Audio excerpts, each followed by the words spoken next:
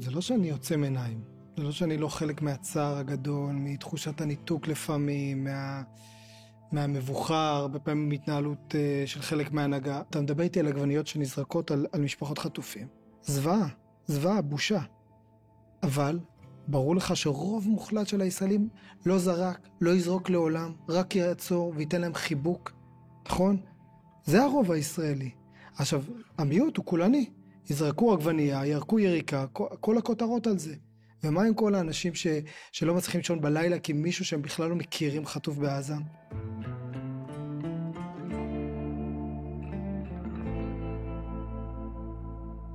שלום חילי טורפר, תודה שבאת.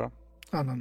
אנחנו על האור בקצה, פודקאסט מבית אביחי, שמנסה לדבר על כאב והחלמה במציאות העכשווית שלנו. אני רוני קובן, הטלטלה של ה7 באוקטובר ושגרת המלחמה שהגיעה אחריה הציפו אצל כולנו לא מעט התמודדויות, זיכרונות וטריגרים, ואני מזמין כאן אנשים חכמים ומעניינים כדי לשמוע קצת איך הם חוו את השנה וחצי האחרונות, מה הפרספקטיבה שלהם, איך זה שינה אותם. ואני חושב על זה כשאנחנו מדברים, שאתה המרואיין הראשון שלנו, שחווה את הטראומה הלאומית מבור הפיקוד על ספידים. מה זה עשה בכלל לתחושה של הטראומה הלאומית? אני חושב, אם אני צריך לנתח את זה יותר בדיעבד, יש בזה משהו ששומר עליך גם. אתה עסוק, אתה פעלתן, אתה משפיע על המציאות, אתה לא יושב מפוחד באיזה ממד. כן, יש לי ילדים בבית שאומרים לי, אבא, אי אפשר לנעול את הממד מבפנים, כי שמתחילים לגלות שמי שלא צריך לנעול את הממד מבפנים בעוטף, ואני גר בכלל בערי ירושלים, אז את החרדות, זה לא שלא הגיעו אליי, אבל אני מעדיף ברגעים כאלה להיות בחדר שמקבל החלטות, כלומר, אני חושב שבמובן מסוים, לא יודע אם זה יותר קל, כי זה מביא איזה מסע כבד אחר נורא. אתה יודע, בסוף המשקל הזה של להרים אצבע בעד פעולה שברור מה משמעותה, קיים. אבל אני עדיין מעדיף להיות במקום הזה. אבל כשאתה יוצא או נכנס, כן מתקשרים הילדים ואומרים, אבא, הממד לא נסגר? כן, ואני צריך לשלוח שכן, שילך. אבל אתה יודע, לכולנו קשה, גם מבוגרים, לתפוס את המציאות הזו. היו שלבים במלחמה ש24 אנשים מהמשפחה הגרעינית שלי היו בעזה ובלבנון. אנחנו משפחה מאוד גדולה. אשכנזים, לא? אנחנו 10 ילדים. די! 9 נשואים. אוקיי. רוב האחים והאחיות שלי יותר רציניים, כולם יותר רציניים ממני, אז הם הביאו בין 5 ל8 ילדים כל אחד. וואו, רגע, אתה באמצע, בהתחלה? אני מספר 6. די, מדהים. ואז, וכל החבר'ה הם בשכבת, בדיוק הלוחמים או המילואימניקים הצעירים, וכולם ביחידות קרביות. אז קודם כל יש לך 24 אנשים. איך מפזרים דאגות בתוך הדבר הזה?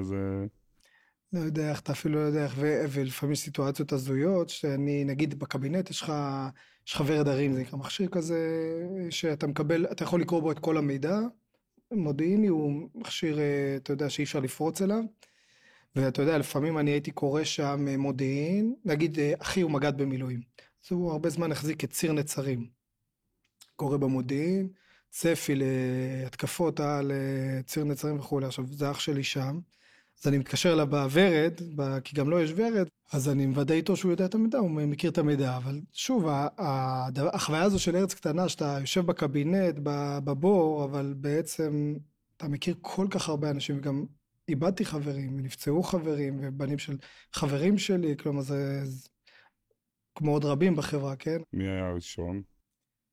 הראשון זה אומרים מיכאלי, ב7 באוקטובר, לא חבר קרוב, אבל שירתנו ביחד בדובדבן, הוא עוד היה חבר ושכן במושב, תומי שלום, שהוא איש 669, שבמסוק שהתרסק ברפיח, ניסה לחלץ פצוע של גבעתי, אז הוא נהרג, ואתה יודע, הילדים שלו הם חברים של הילדים שלי. וכשהלכת נגיד לבקר את הילדים שלו, לנחם אותם, את אשתו, מה אמרת להם?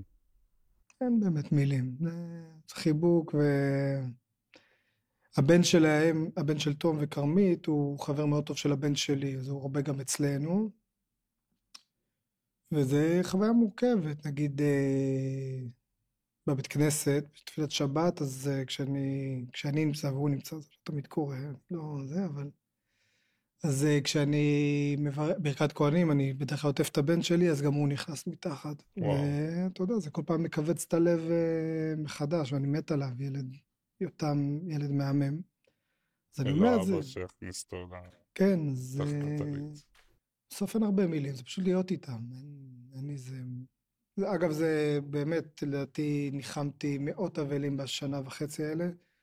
אף פעם אין באמת מילים. זה לא שאני יודע עכשיו להגיד לך, בהתחלה לא היו לי, עכשיו יש לי. גם עכשיו אני אכנס בפעם ה-150 או 200, ולא היו לי מילים. אבל אני אשב איתם. אני בא לפה בדיוק מתל השומר, מאגף שיקום שם. כן, ישבתי עם רועי יערן, קצין צעיר בנחל, כבר הרבה זמן, כן, אבל גם עכשיו איבד 2 רגליים, ולידו יושב יהודה, אז מג"ד. מה אתה אומר? איך אתה מנחם אותו? החבר'ה האלה, אני חושב, דווקא פחות רוצים נחמה. רוצים דווקא מה? לעוף, רוצים...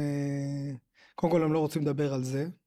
אה, אחרי זה, תשמע, הרוב, בסדר? אני לא אומר לך שזה... הרוב שם בוחר בחיים, ופשוט רוצה לעוף על החיים. הם מהממים, אנשים, זה נשמע להם מוזר שאני אומר, זה המקום עם הכי הרבה תקווה עבורי, זה מחלקות הפצועים.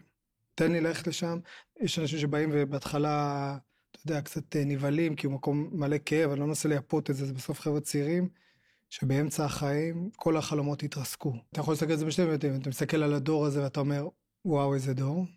אתה אומר גם, וואו, איזה מחיר הדור הזה משלם, אבל בעיניי זה הולך ביחד, אני מסתכל עליהם, יש לי אחות על כיסא גלגלים, אז אני גדלתי איתה כל החיים, ואני יודע, בגלל שגדלתי ככה, אני לא טוב ממישהו אחר, שאני מסתכל על נועה, אחותי, ואני לא רואה בכלל שהיא נכה. אני חושב שזה גם עזר לי, כשאני יושב עם רועי, או עם יהודה, או עם דני, עם כל אחד אחר שם במחלקת הפצועים, אני לא רואה את הנכות, אני רואה את רועי, את יהודה ודני, אני חושב שזה מה שהם רוצים, שנראה אותם מעבר לזה שיש פרוטזה, או שהוא לא רואה, כלומר, ובעיניי זה הכוח. אגב, עכשיו שבאתי משם, תשמע סיפור נחמד. לא. ישבתי איתם, אני יושב עם רועי, בא איתי אבי ארוש, שהוא חבר, הוא איבד את הבן שלו ריף, בח'אן יונס, במלחמה, אז הוא הצביק להצטרף, אז בא איתי לביקור. ישבנו עם לואיז, אמא של רועי, שהחיים נפלו עליה, ושלי שם טוב, שהיא אמא של עומר שם טוב שחזר עכשיו, שכבר חודשים ארוכים מתנדבת שם כל יום שלישי, גם הגיעה לבקר פצועים. והסתכלתי על זה, ואפרופו מה שאתה מתאר הדור הזה, אמא של חטוף, אמא של פצוע אנוש, אבא של נופל. והם יושבים ומדברים, ושלושתם, אני רק הקשבתי, כי מה אני יכול להגיד בשיחק? הם מדברים על בחירה בחיים, בחירה בחיים, בחירה בחיים, ולכן אני אומר עם האנשים האלה, שאיבדו כל כך הרבה, ואגב מוצאים כוח, תחשוב על שלי, שכל שבוע מגיעה, הבן שלה עכשיו הוא בבית, אבל תחשוב חודשים ארוכים, הבן שלה במנהרות של עזה, ומוצאת כוח ללכת לבקר פצועים. אבי איבד את הבן שלו, ואני בטוח שלשבת בשבילו עם מישהו שנפצע, זה מעניין, מה הוא זה היה נשמע, נותן כדי... וזאת המציאות שאתה חי בה, מציאות של כוח, עוצמה ותקווה. ישראל, שהאנשים שלה הם מעוררי השראה, כן, כן. ושעתידה יהיה... עתידה בידיים שלנו, אבל כן. כי אני חי בישראל שבה, אבל זה באמת אולי כי אני רואה יותר מדי טלוויזיה, או עובד בתקשורת, אבל זה בעיה, זה פאק, אבל אני חי בישראל שבה משפחות של חטופים חוטפות עגבניות בפרצוף, נזרקות מהכנסת, טובי בנינו כבולים בשלשלאות אל הרצפה, רעבים ללחם, והממשלה לא בטוחה זה הדבר הכי דחוף לשחרר אותם.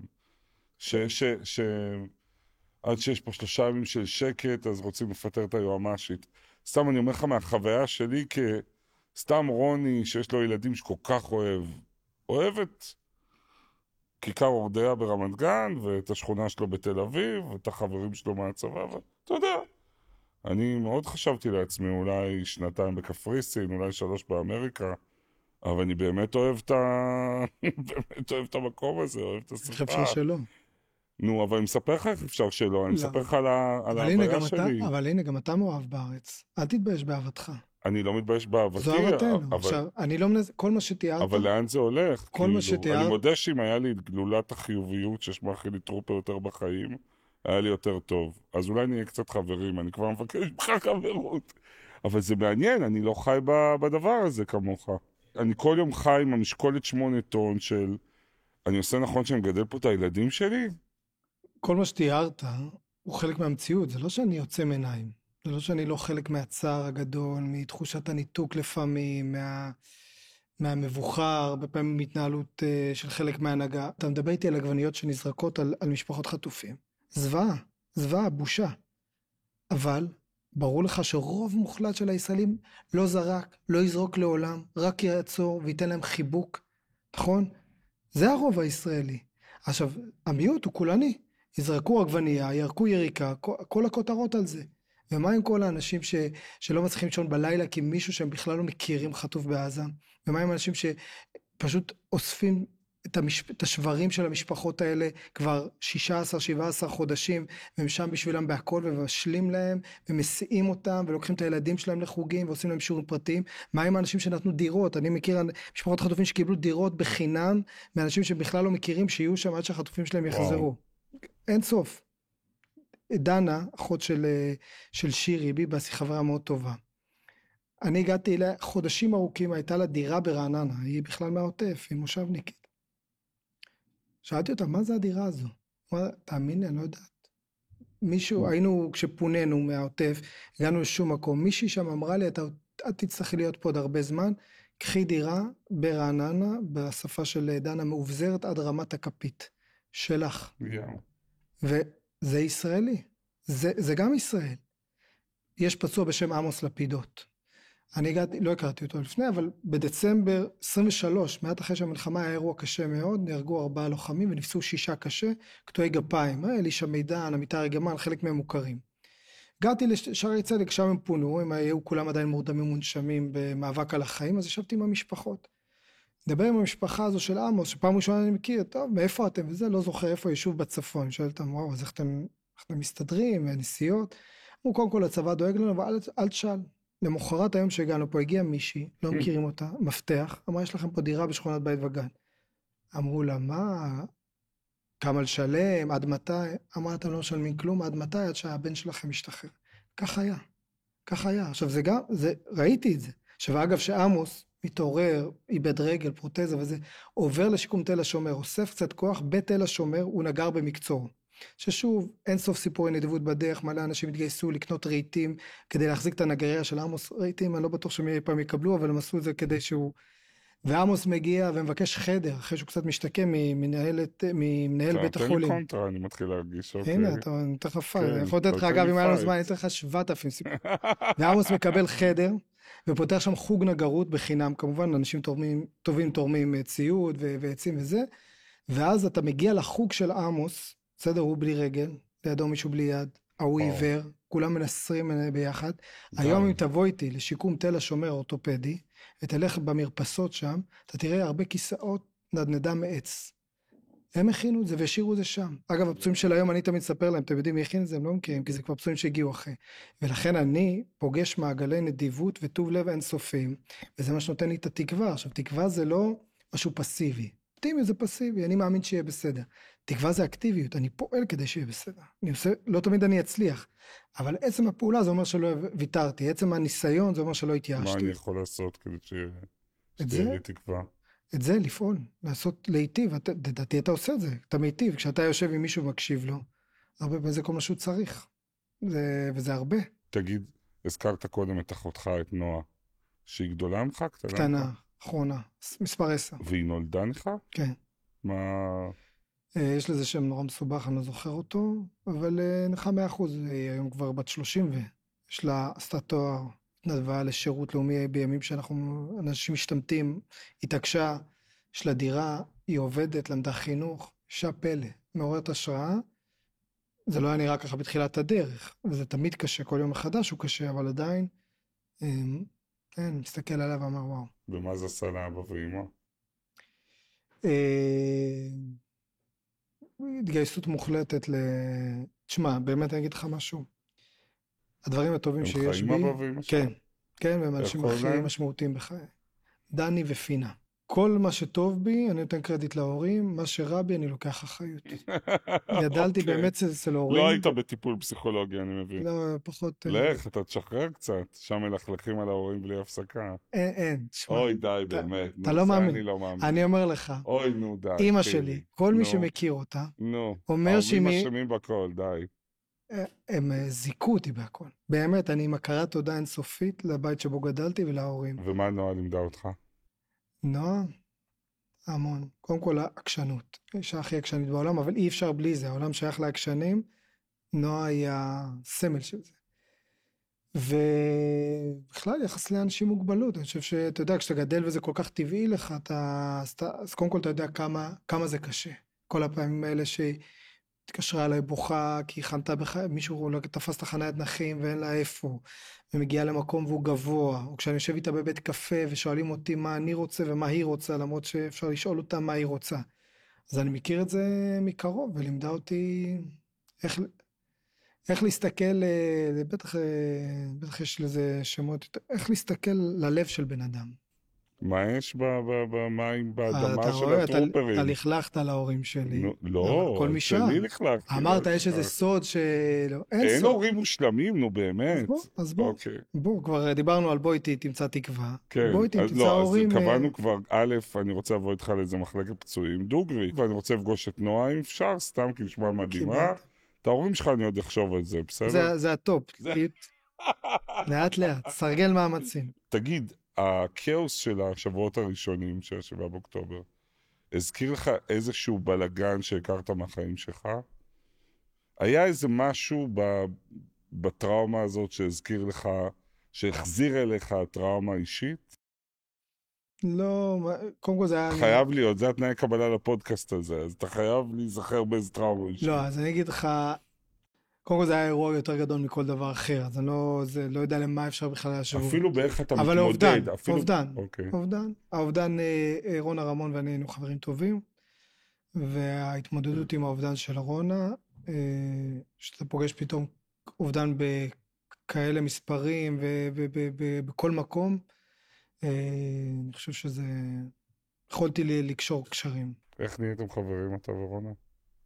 שנינו היינו פעילים חברתיים, היא הקימה את קרן רמון, אני הייתי בחינוך, אני חושב שפעם אחת היא ביקשה ממני לבוא לדבר עם עובדי הקרן, כימיה, היה לנו שנים דיל, כשהיא מזמינה אותי לבוא לארצות אני צריך לבוא, כשאני מזמין אותה היא באה, אז כל אחד סינג'ר את השני אין סוף, הפכנו להיות חברים מאוד מאוד מאוד קרובים, היינו מאוד מאוד קרובים, ובחצי שנה האחרונה שלה, מאז שהתגלתה המחלה, ממש ככה.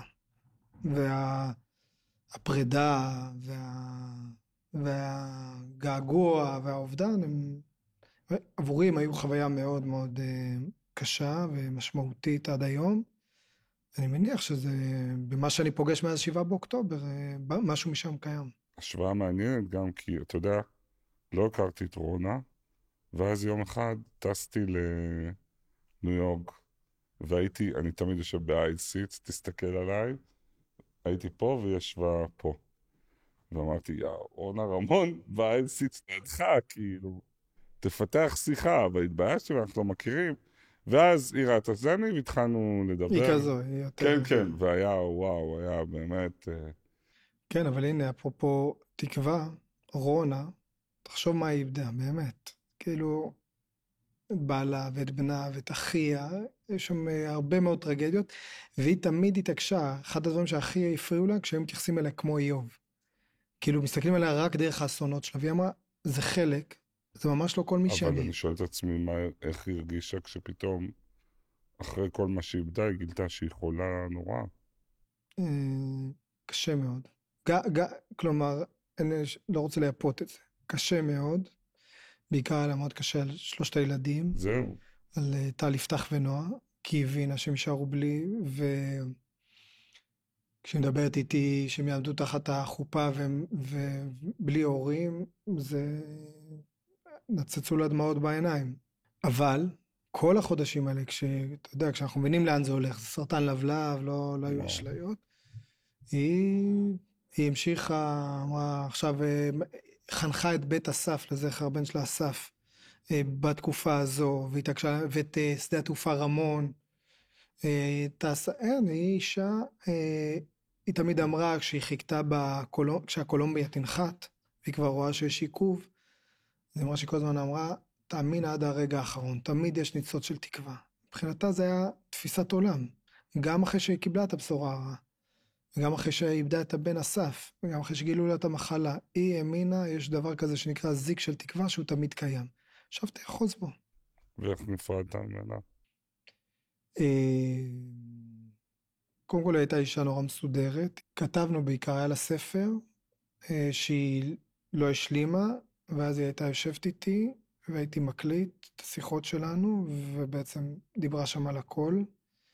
בשנים האחרונות היא גרה ביפו, על מרפסת מול הים, והיינו יושבים במרפסת מול הים, גם היא אהבה את הגבעתרון, גם אני, שזה קצת מוזר. אני גם אוהב את הגבעתרון. אוקיי. ברור. לפני כמה שנים רציתי ללכת להופעה של גבעתרון, אבל אף אחד לא רצה לבוא איתי. אז מי בא איתי? אתה רואה למה הכרנו? אמא שלי. אתה רואה? אז הלכתי עם גם אמא. אני הולך עם אמא שלי לכל מיני... והיינו מקשיבים, נשב בחוץ, כל כך יפה הליל, ופשוט מדברים על החיים. היא כל הזמן ניסתה לברר מהי משמעות החיים. כי זה מה שהחזיק אותה אחרי שאיבדה את אילן ואת אסף. מהי משמעות החיים? והבנתם משהו יחד על משמעות החיים? כן, שנתינה היא משמעות החיים. בעיניי. ואני חושב שגם רונה. מה נשאר מאיתנו אחרי שאנחנו נלך מפה? זיכרונות מה שנתנו לאחרים. תגיד, וכשהיית נוסע הביתה מהביקורים האלה אצל רונה ביפו, בסדר? מה היית אומר לאלוהים הזה שלך? לאלוהים? כן. אוי, אלוהים, נו באמת, מה... לא תמיד יש לנו איזה שיח. מת לבן, לא מת תמיד יש לנו שיח. בעל מול כל העולם בחלל. אז מה הדחוף לאלוהים לתת לה גם סרטן? אין לי תשובה. לא חושב שלאלוהים יש תשובה. אבל באופן כללי יחסי עם אלוהים הם לא כאלה אישיים, כלומר אני לא חי במקום הזה. אתה לא מדבר איתו? אני מתפלל כל בוקר, זה סוג של דיבור, אבל אני לא בטוח שזה יחסים כאלה שעכשיו הוא מקשיב לי, ועכשיו ביקשתי את זה, לא חי איתו במקום הזה.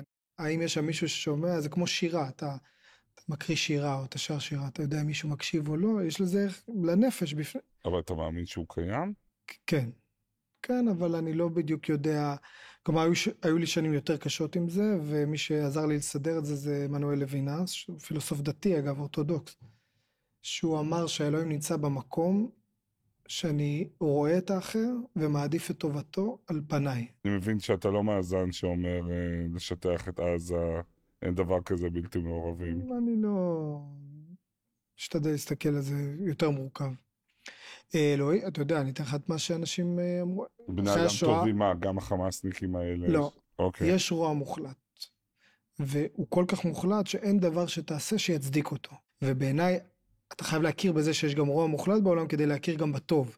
כי המקום מטושטש הזה הוא מקום מאוד מסוכן. זה לא שאני, גם שאני מאמין בטוב של בן אדם, זה לא הופך אותי לקצה הנאיבי. כולם טובים, הכל טוב. יש הרבה כאב בעולם, הרבה צער, יש גם רוע בעולם, ובעיניי צריך להסתכל עליו בעיניים פקוחות. כשהייתי פה, כשהיפרו אותי, פתאום נזכרתי בפעם הראשונה שהתוודעתי אליך, לדמותך. זה היה בסרט הנפלא שבן שני עשה, בעובדה, אני גם הייתי אז בעובדה, תיכון ההזדמנות האחרונה. סרט מאוד מרגש, עם המון אמונה באדם, עם הסתכלות על התלמידים שנראים הכי, שלא יצא מהם כלום, אבל עם אמונה שעוד יצא מהם הרבה. המבט הזה,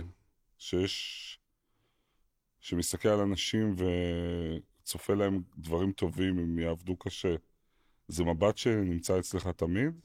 תמיד, אין איזה משהו שמזיז אותו. זה לא אומר שאין רגעים שצריך לתחזק את זה ולתדלק את זה, אבל זה הבסיס, משם אני בא. יותר מזה, אני באמת גם מאמין שאנשים טובים. וזה לא אומר שאין התנהגות רעה בעולם, אבל איזושהי אמונה בסיסית שיש שם טוב, ועכשיו צריך לעבוד קשה כדי להוציא אותו, כדי לגלות אותו, כדי להגדיל אותו. אז נגיד חילי, אז המחנך, שהוא קודם כל בילט אין מחנך, יושב בקבינט האחרון שהייתם בו, ועד לכל מיני תופעות שאני מניח שאם היינו מסתכלים עליהם, היינו מאבדים את האמונה במין האנושי, או בזה שאנשים הם טובים. זה אותו מבט? אותו מבט אתה מפעיל על סמוטריץ', על בן גביר, על... זה אותו מבט בבסיס, זה נכון שאם אמרתי שיש סיטואציות שמאתגרות את זה, אז זו סיטואציה יותר מאתגרת, לא דווקא ברמה האישית של האנשים שאמרת, אלא באופן כללי. תן לי בלי שמות סיטואציה שהתגרה את המבט הזה בקבינט. היה כמה פעמים שהתכנסנו כדי לאשר החלטות שמשמעותם, נגיד החלטות על הרחבת התמרון הקרקעי. שאתה מבין, זה מאוד ברור לכולם, גם בלי להגיד שהמשמעות היא שיפגעו חיילים. אין דרך להיכנס עכשיו, מרחיבים מצפון הרצועה לח'אן יונס, אוגדה 98 דרך מפה ומשם, ותזכור שאנחנו גם ארץ נורא קטנה, אז כמעט תמיד כל החיצים האלה על המפה, זה אחים שלי, גיסים שלי, הילדים, אתה יודע, אני חושב על גדי שאישר את המבצע שהבן שלו נהרג, לבני הבן שלו נדב בפנים, אז הכל מאוד מוחזק. וזה מה שצריך לאשר, ואז הרמטכ"ל מתחיל להציג את התוכנית, ואז יש איזה שר שיוצא אותו רגע, זה אני רוצה להבין למה זה משפט, אתה יודע, מישהו אמר, יצא איזו הדלפה מטופשת, ועכשיו הוא רוצה לברר את זה, וכמעט תמיד אגב זה חלק זה הדבר שאחר כך גם ידלוף החוצה, ששרים גערו ברמטכ"ל על זה שהוא לא יודע, לא קידם איזה מפקד בגלל שהוא לוחמני מדי, או כל מיני אגדות כאלה. ואתה יודע שאתה חלק עכשיו ממשחק, כי אתה יודע שזה החלק שנאמר, כדי שיוכלו אחר כך להוציא את זה. כשאני כבר אצא בלילה, אני כבר אראה את זה באיזה כותרת איפשהו. ואז מה, היית לוקח את הרצי אחרי שהיו מתנפלים עליו כל מיני גורמים בקואליציה, כדי להרוויח כותרת, או כדי להוריד מעצמם אחריות, אמרו לו גם דברים מאוד, אני זוכר ציטוטים וולגריים ממש. גם יש איזה משהו שהשתרש בחלק מהאנשים שם בקבינט, בממשלה הזו, שאפשר לכסח את המפקדים, אם תלך על מקום הציני, אז כדי להוריד מהם את האחריות, אבל בכלל אפשר כל הזמן להאשים אותם, למה אין עדיין הישגים, למה זה, כי הם, ולהמשיך להגיד, אבל אנחנו בעד הלוחמים ונותנים גב ללוחמים. ואני הייתי בצבא לוחם, מפקד, אין דבר כזה. כשאתה רומס את המפקדים, אתה מחליש גם את הלוחמים. כשאתה דורך על אמרת את זה? אמרת את זה לאנשים שנכנסו? כן. ולהרצי עצמו היה רגע לקחת אותו צידה, אמרת לו אל תיקח ללב, או... היה איזה פעם שהיה קבינט מאוד מאוד קשוח שכולם נכנסו בו, ואז בלילה היה איזה ציות של לשכת ראש הממשלה נגד הרצי ורונן, ממש בתחילת המלחמה. נכון. שבעצם אומר הם אשמים. וכל זה אני מדבר איתך, דעתי בשבועות הראשונים, תחילת התמרון הקרקעי, ועוד בשלב שאנחנו לא יודעים אם חיזבאללה נכנס, ואני זוכר כל החלטה שלנו בקבינט הייתה, לא הכנסנו יותר מדי כוחות בבת אחת לעזה, כי כל זמן המודיעין לא ידע להגיד בוודאות שלא נצטרך אותם גם לחיזבאללה, אולי חיזבאללה מחכה שניכנס עמוק לתוך עזה, ואז הוא יתקוף, וזה היה מין איזה יממה כזו, שפשוט שמו את האנשים האלה על המוקד. ואז, כן, אמרתי לו, הרצי, רוב מוחלט של הציבור הישראלי מאחוריך, סומך עליך הרבה יותר מרוב האנשים פה בחדר, מכיר לך תודה, כי גם ברגעים הכי קשים וגם עד עכשיו, זה נכון שיש פגיעה באמון במערכת הביטחון אחרי הכישלון הנורא והוא הגיוני, ועדיין תמיד מערכת הביטחון מקבל את האמון הכי גבוה, ואחרונים תמיד במדד האמון, ואני מתבאס כי אני שייך למקום הזה, זה פוליטיקאים, ולכן אני זוכר שהיה פעם שסמוטריץ' תקף את הרצי הלוי על זה שהוא עושה מינויים. והטענה שלו הייתה, איך אמא של חייל תתן אמון במפקד שאתה ממנה, כשאתה היית הרמטכ"ל ב7 באוקטובר. ואני אמרתי שם, איך אמא של חייל תתן אמון בממשלה עם הכי פחות אמון, ובחברי כנסת עם הכי פחות אמון, עם אלה שממנים. עכשיו לא אמרתי זה כי אפשר עכשיו לעשות משהו אחר, כי עכשיו מלחמה ונאבקים ונלחמים, אבל הדינמיקה הזו שלא השתנתה, אני אולי לא עכשיו בקבינט, אני רואה בהרבה מקומות אחרים, של לגלגל את כל האחריות על המפקדים הצבאיים, לדרוך עליהם, לבזות אותם, בסוף זה מפרק את הצבא מבפנים, ובסוף אולי זה נגמר גם בשדה תימן, בחברי כנסת שפורצים פנימה. מתי בפעם הראשונה, אחרי 7 באוקטובר, ראית את ראש הממשלה? כשאני מגיע לקבינט של ה-11 באוקטובר, אחר הצהריים, בכלל אני זוכר הייתי במשפחה של אלמוג ז'אן באור יהודה, חטוף ששוחרר במבצע ארנון, אבל אז הגעתי לאמא שלו, לא הכרנו, אבל מישהו בגיע אמר לי שהיא לא יודעת איפה הבן שלה. ישבתי אצלה, זה היה ימי הכאוס הראשונים, ואני יושב שם, ואז בני מתקשר אליי, תבוא עכשיו לקריה. אני אומר לו, בני, אני יושב פה עם איזה משפחה, תבוא עכשיו לקריה. אז עפתי לקריה, נכנסתי ושם ראיתי את נתניהו. ואיך היה נראה? אפור. אני חושב שההוויה שלנו בימים הראשונים, מהשעות הראשונות, הייתה, לפחות החוויה אז, היום אנחנו אולי מסתכלים על זה קצת אחרת, של מדינה בסכנה קיומית. זו הייתה החוויה. היינו בסכנה קיומית לפי דעתך? לא חושב שהיינו, אבל החוויה, אין לך באמת נתונים כמה, מה, מי שם, לא שם, מדברים הכי בסיסיים, איזה מכשירים נפלו בצד השני. בסדר, בהתחלה מביא לנו מודיעין, מה נלקח, מה לא נלקח, כנראה שאחר כך זה לא היה מדויק. לא רוצה להיכנס יותר מדי פרטים, אבל חלק מהאנשים שנלקחו לשם, זה אנשים שידעו דברים, ואתה גם את זה משקלל. כלומר, פתאום אתה צריך לשנות תוכניות, כי אתה לא יודע. לא ידעו אם הם ידעו כמה הם יודעים, האנשים... כן, וכל מיני שאלות, ובאותם ימים, בטח אחרי קריסת המודיעין, אז אני חושב שגם אנשי המודיעין איבדו קצת ביטחון, והם הולכים על השלקס של השלקס, וכל הזמן אומרים שכנראה גם חיזבאללה תכף. אז בתוך הדבר הזה אתה אומר, רגע, אם הם באים, אנחנו עוד שם, לא יודע מה איראן מתכננת. כשאתם נכנסתם לחדר, שמחליט אם תוקפים או לא תוקפים, עכשיו חזק את החיזבאללה, תוסעים לנו באוויר ונשיא ארצות הברית על הקו, ואתה נכנס ישר לוויכוח חזק אם הולכים על זה או לא? כן, כשרוב הצבא, אגב, צריך להגיד, רוב מערכת הביטחון ושר הביטחון אומרים שכן. ונתניהו? קודם כל נתניהו יש לו את השיטה. הוא נורא קשה לדעת מה דעתו, כי יש לו יכולת קשב מטורפת. שעות, הוא מקשיב לכולם, מדי פעם הוא אומר משהו. הוא באמת מקשיב? האמת שנראה לי שכן. אוקיי. כן, הוא נורא קשוב. מאפשר לכולם. אני מניח שזה חלק גם משיטה, אתה יודע. שידברו, אבל אפשר להבין שהוא נגד. אתה יודע, אתמול ישבתי איזה שעתיים עם ליאור שליין, הוא הולך לבוא אליי לתוכנית לפגישה. והייתי בסטנדאפ שלו, יש משהו מאוד מעורר תקווה בסטנדאפ שלו, כאילו הוא בא לקהל ואומר, אתם, הליברלים, הדמוקרטים, הלא ערוץ 14, מרכז שמאל בקיצור, למה אתם הולכים לקלפי כל כך רופסים? למה אתם מפסידים כבר מראש? למה אתם אומרים אין לנו סיכוי לנצח את הביביזם? ואז ישבנו ודיברנו ואמרתי לו, תגיד, אבל איך אתה מסביר שממשלת ה7 באוקטובר עדיין קיימת ואפילו מתחזקת? והוא אמר לי, ברור, אני אתן לך מילה אחת, גנץ. איזה כיף זה לחיות בעולם כל כך פשטני, שאת כל הבעיות של העולם אתה שם על בן אדם אחד. לא, גנץ ומפלגתו, שזה אתה. אז שני אנשים. לא, תשמע.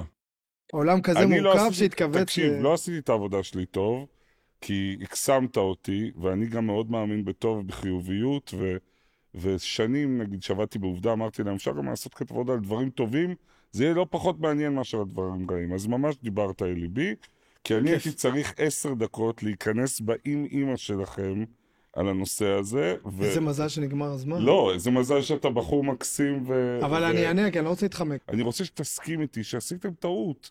אין דרך אחרת, אתה מבין? חולק עליך אז אני רוצה שתגיד לי על מה אתה מצטער.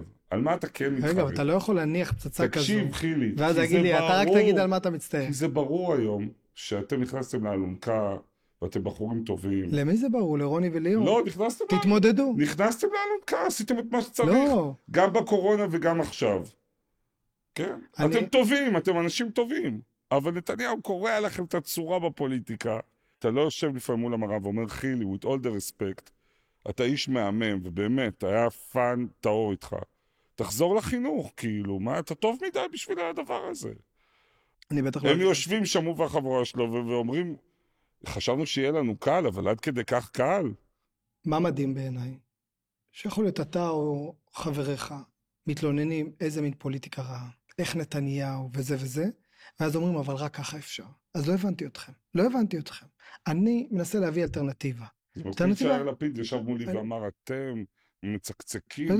אתה הצגת עכשיו עמדה, נכון? אני יודע לענות לעמדה הזו. עכשיו, לא יודע אם עמדתך אישית. אבל זאת לא העמדה שלי. לא, אז אני לא יודע. אני רוצה שתשחקו את המשחק הכי מלוכלך בעולם. אתה רוצה נתניהו? אז תבחר. כן. תבחר בו. לא, שאתם תדעו. אתה מבסוט ממה שנתניהו עושה? לא. אתה אוהב את זה? אז אתה רוצה שאני אהיה כמוהו? זה התקווה שלך?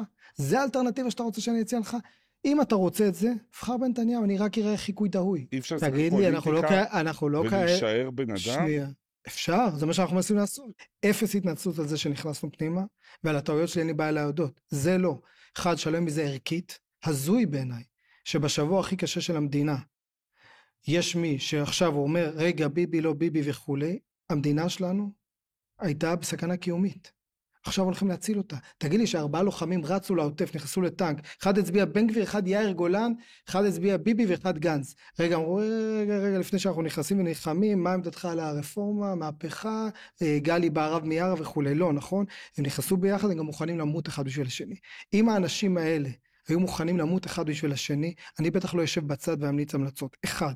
אז ערכית שלם את זה לגמרי. 2 מקצועית, ראיתי, טוב שהיינו שם. כולם אמרו איזה מזל שחזרו החטופים. הצלתם את המדינה בזה שהייתם שם? תרמנו תרומה משמעותית. לא... חטופים זה אחד הפצעים הכי מדממים שלנו, נכון? אנחנו נכנסנו ב-11 באוקטובר, כשזה בכלל לא במטרות המלחמה.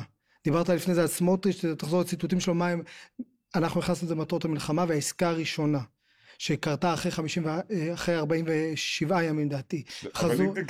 לא חושב שהם היו בבית, כל האנשים האלה, אם אנחנו לא היינו שם. ואפילו העסקה הזו עכשיו שקרתה אחרינו, המתווה שלה, אני מזכיר לך, זה המתווה שאנחנו עבדנו עליו ולחצנו את נתניהו שם, באפריל-מאי. לכן אני מקצועית גם, כולל ההחלטות... רק שנייה, שאלה אחת. אם ננסה לגלגל תיאורטית, כזה משחק מחשבה, מה קורה אם לא הייתם נכנסים? אז אתה אומר, החטופים, עסקה אחד לא הייתה קורית, אולי היו עושים טעויות איומות שמעמידות ישראל בסכנה עוד יותר גדולה, אבל יכול להיות שימיה של הממשלה הזאת היו נגמרים, אם לא הייתם נכנסים? כי אני אגיד לך, אם לא היינו נכנסים, מה הן הסכנות היותר גדולות? כי אני לא מוכן את כל חיי ביבי לא ביבי. בסדר, ואני חושב שנתניהו חייב ללכת למען הסר ספק, אבל זה לא כל עולמי. אחד, כל האויבים שבחוץ חשבו שאנחנו מתפרקים מבפנים. הכניסה שלנו פנימה העבירה מסר, ואנחנו יודעים את זה מודיעינית, חשוב ואני חושב שהיה לזה שיקול בהחלטות של אויבים נוספים, האם ניכנס כן או לא, התבלבלנו, החברה הישראלית שחשבנו שהיא מתפוררת, יודעת להתייצב. 2, ללוחמים פנימה, זו ממשלה בלי אמון, לפחות שחלק גדול מהעם, הייתה שולחת אותם להילחם, הם מסתכלים אחורה, אומרים, לא יודע לסמוך, הנוכחות שלנו שם נתנה להם ביטחון. והדבר השלישי, הפוליטי, הוא חשוב. אתה מבלבל בין משאלות לב ואשליות לבין ניתוח מציאות. המחשבה שלך, שלו לא היו נכנסים, כנראה שהממשלה הייתה הולכת, אחי, צר לי, לא הייתה להם שום כוונה כזו. ביבי קורא אתכם בפוליטיקה, כן או לא? כן או לא? קורא זה מילה שאני לא יודע להזדהות איתה. תשמע, באופן כללי, בן אדם נטול עקבות, יש לו יתרון במגרש הפוליטי, אבל אני נראה כמו אחד שמרים ידיים, אני לא פחות נחוש ממנו, אבל אני משחק בכללים אחרים. תגיד לי, איך נשרוד את זה? נגיד פנינו לפיטורי היועמ"שית עוד פעם יצאו לכיכרות בעד ונגד רפורמה או הפיכה. איך נשרוד את זה? איך אנחנו יכולים מצד אחד להילחם כל צד על מה שחשוב לו, ומצד שני לא להיקרע מבפנים, כמו שנקראנו? זה מתח שמלווה אותנו כל הזמן.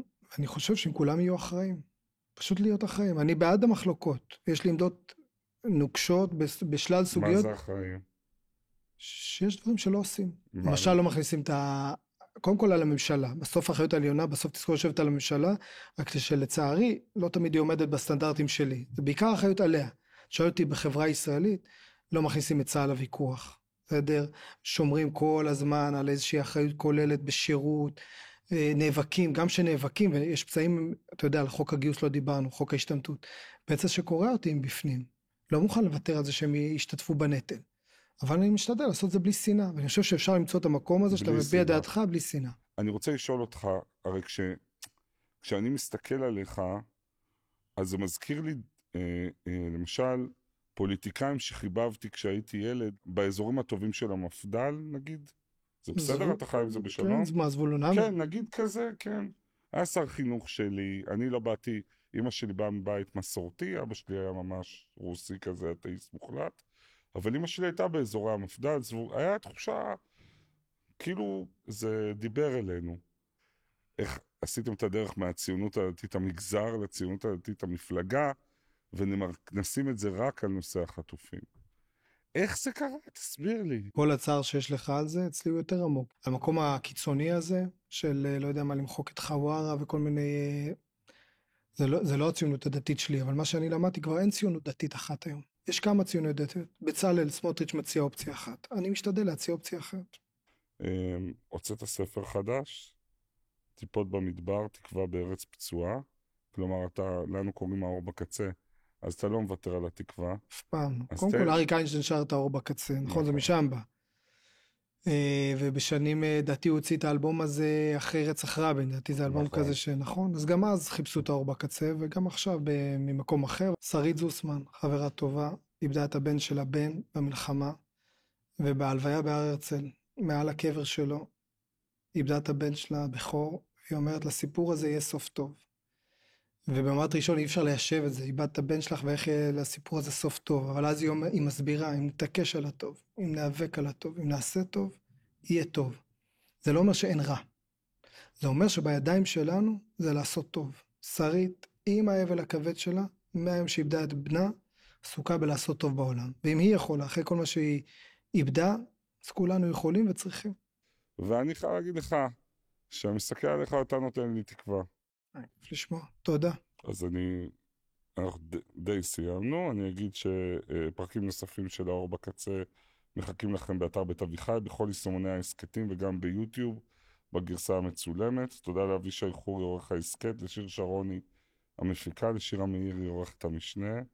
תודה לניר לייסט על עיצוב הפסקול והערכה הטכנית, לישי לאוב על התחקיר, ולסניר קציר על צילום הוידאו. תודה גם לאייל לויט ודוקטור דיוויד רוזנסול מבית אביחי, וחילי טרופר, תודה רבה שבאת. תודה. תודה פגש שבאת. במחלקת הפצועים. אני אבוא.